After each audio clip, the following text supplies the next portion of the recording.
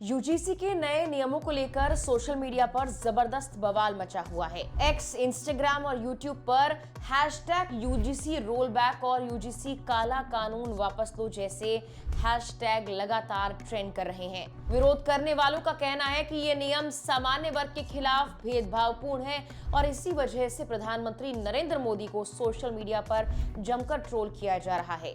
लेकिन सवाल ये कि आखिर ये नियम क्या है, सोशल मीडिया पर बवाल कैसे फैला और क्यों सरकार के अपने नेता भी इस मुद्दे पर असहज से नजर आ रहे हैं। यूजीसी के प्रमोशन ऑफ इक्विटी रेगुलेशंस 2026 लागू होते ही सोशल मीडिया पर गुस्सा फूट पड़ा।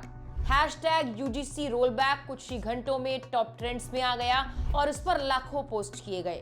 अलग अलग विश्वविद्यालयों में छात्रों ने प्रदर्शन शुरू कर दिया और सोशल मीडिया पर दावा किया जाने लगा कि बीजेपी से जुड़े कुछ स्थानीय नेता और युवा कार्यकर्ता भी इन नियमों से काफी नाराज हैं। पीएम मोदी को टैग करते हुए हजारों पोस्ट और मीम्स वायरल हुए जिनमें आरोप लगाया गया कि जनरल कैटेगरी के वोट से सत्ता में आई सरकार अब उसी वर्ग के खिलाफ कानून बना रही है। अब हम समझते हैं पहले कि यूजीसी का ये नया नियम कहता क्या है जिसको लेकर इतना बड़ा बवाल मच चुका है।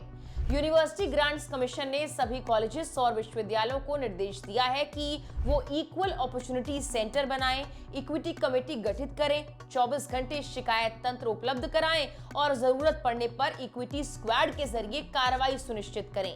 ये व्यवस्था खास तौर पर अनुसूचित जाति, अनुसूचित जनजाति, ओबीसी, महिलाओं और अन्य वंचित वर्गों के साथ होने वाले भेदभाव को रोकने के उद्देश्य से बनाई गई।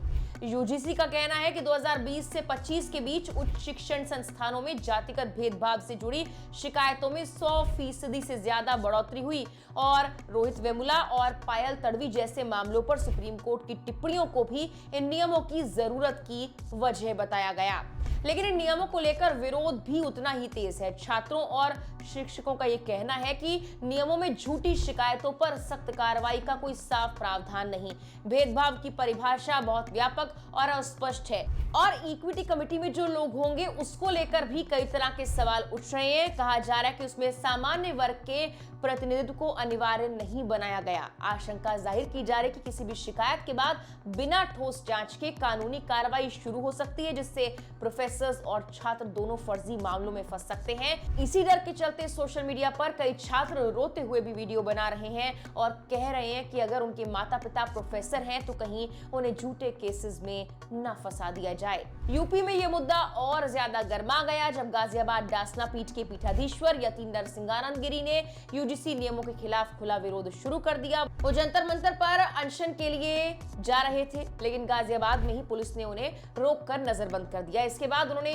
योगी सरकार पर सवर्ण समाज की आवाज दबाने का आरोप लगाया जिससे मामला और ज्यादा राजनीतिक रंग लेने लगा और सोशल मीडिया पर बहस और तेज हो गई।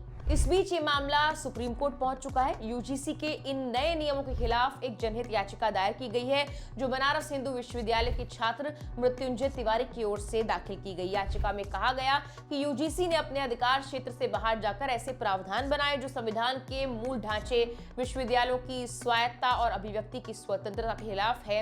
याचिकाकर्ता ने सुप्रीम कोर्ट से इन नियमों को असंवैधानिक घोषित करने, इनके क्रियान्वयन पर रोक लगाने की मांग की है। वहीं यूजीसी का पक्ष है कि निगरानी व्यवस्था के बिना कैंपस में समान और सुरक्षित माहौल नहीं बनाया जा सकता। आयोग का कहना है कि ये नियम किसी वर्ग के खिलाफ नहीं बल्कि भेदभाव के खिलाफ है। दूसरी ओर सामान्य वर्ग के छात्र और शिक्षक इसे एक तरफा बता रहे हैं और उनका कहना है कि इससे भेदभाव कम होने की बजाय डर और अविश्वास का माहौल पैदा होगा। कुल मिलाकर यूजीसी का नया रेगुलेशन अब सिर्फ एक शैक्षणिक सुधार नहीं रह गया बल्कि एक बड़ी सामाजिक और राजनीतिक बहस बन चुका है। यूपी विधानसभा चुनाव 2027 से पहले ये बड़ा मुद्दा और तेज हो सकता है। सवाल यही कि सरकार इन नियमों में संशोधन करेगी या इन्हें वापस लेगी या फिर कानून देश की शिक्षा व्यवस्था के साथ साथ सियासत को भी बड़े पैमाने पर प्रभावित करेगा। फिलहाल के लिए इस वीडियो में इतना ही।